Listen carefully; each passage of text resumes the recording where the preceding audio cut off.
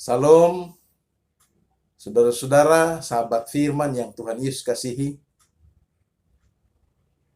Kita jumpa lagi pada pelajaran rohani. Pada hari ini kita ada pada pelajaran yang ketiga. Saya pribadi bersyukur kepada Tuhan karena saya boleh jumpa dengan sahabat-sahabat firman di mana saja berada melalui channel ini. Sahabat firman yang Tuhan Yesus kasihi, sebelum kita akan membacakan firman Tuhan, sebelum kita akan mempelajari firman Tuhan, mari sejenak kita mohon tuntunan Roh Kudus di dalam doa.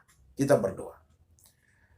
Maha besar Bapa kami di surga, kebutuhan kami terbesar saat ini adalah kehadiran Roh Kudus untuk menguasai hati pikiran kami.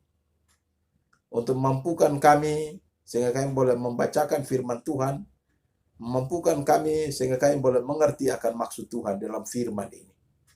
Kami menyerahkan firman ke dalam tangan-Mu, jadilah kehendak-Mu. Kami sudah berdoa hanya di dalam nama Yesus Juru Selamat kami. Amin. Sahabat firman yang Tuhan Yesus kasihi, judul pelajaran kita adalah Ketika Duniamu Hancur. Ayat inti terdapat di dalam Yesaya pasal 7 ayat yang ke-9. Firman Tuhan. Jika kamu tidak percaya, sungguh kamu tidak teguh jaya. Sahabat firman yang diberkati Tuhan, di sini tersirat ancaman kepada PK. Walau tidak dinyatakan secara eksplisit, perhatikan bahwa bangsa Yahudi, kamu harus menerima dan mempercayai janji ilahi jika mereka ingin teguh berjaya, yakni mereka memperoleh manfaat praktis dari hukuman yang dijatuhkan kepada sekutu-sekutu utara. Apa yang ditakuti oleh Raja Ahas? Mari kita perhatikan di dalam Yesaya pasal 7 ayat yang kedua, firman Tuhan. Lalu diberitahukanlah kepada keluarga Daud, Aram telah berkemah di wilayah Efraim. Maka hati Ahas dan hati rakyatnya gemetar, ketakutan, seperti pohon-pohon hutan bergoyang ditiup angin. Sahabat firman yang Tuhan Yesus kasihi, ketakutan yang dialami Raja Ahas adalah ketika diberitahukan kepada keluarga Daud bahwa Aram dan Efraim telah sepakat bersekutu melawan Yehuda. Dan ketika kita membaca ayat ini, ternyata kita dapati keluarga kerajaan yang mengalami kemerosotan akhlak adalah keluarga Daud. Ini sahabat firman mengingatkan kita tentang pokok perjanjian Allah dengan Daud. Di dalam Mazmur pasal 89 ayat 31 sampai ayat yang ke-34. Jika anak-anaknya meninggalkan Tauratku, maka aku akan membalas pelanggaran mereka dengan ganda. Sahabat firman yang diberkati Tuhan, jika kamu tidak percaya, sungguh kamu tidak teguh jaya. Ayat bacaan kita, Yesaya pasal 7 ayat 9. Nah, mengapa Allah memberikan Yehuda menanggung begitu banyak kesusahan? Di dalam 2 Tawarikh pasal 28 ayat 5 dan ayat yang ke-19. Yang saya dapati penyebabnya adalah Ahas membawa ketidaksopanannya secara ekstrim. Lalu yang berikut, dia adalah Raja Yehuda pertama yang mengorbankan putranya sendiri kepada berhala. Sahabat firman yang Tuhan Yesus kasihi, Raja Ahas ini adalah keturunan Daud.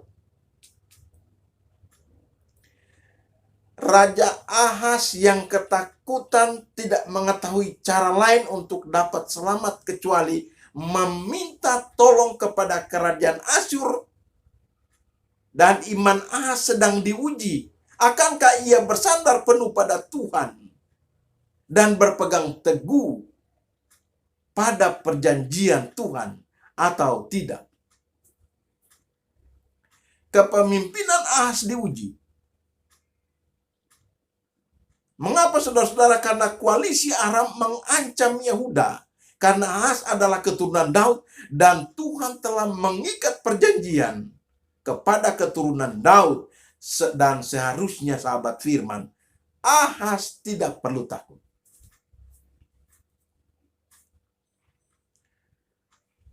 Yesaya diutus untuk mengingatkan Ahaz bahwa kedua musuh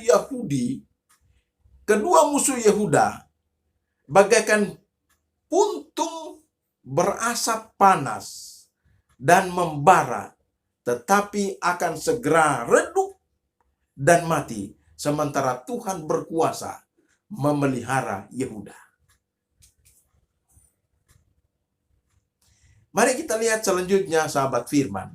Untuk apa Yesaya membawa putranya? Nah, mari kita lihat nama putranya. Nama putranya adalah Syer Yasub, artinya suatu sisa akan kembali. Ini sahabat firman berbicara bahwa Yehuda tidak akan bisa menghindar dari hukuman Allah dan mereka akan dihancurkan. Yang berikut, selesai penghukuman akan ada sisa Israel yang kembali untuk membangun Yerusalem. Dan Tuhan sudah tahu sahabat firman bahwa bangsa yang bebal ini akan menolak percaya kepada penyampaian nabi ini. Apapun alasannya saudara-saudara, ketika Yesaya menyampaikan sesuatu kepada Ahaz, ini kita boleh menarik pelajaran, satu pelajaran yang penting, bahwa ketidakpercayaan Ahaz tidak membuat janji penyelamatan maupun ancaman penghukuman Tuhan tertangguh. Dan Tuhan tetap berdaulat menyatakan rencananya. Kalau demikian, tidak ada kata lain selain harus percaya kepada Allah. Apalagi kita yang percaya, kita yang dipercayakan untuk memimpin umatnya.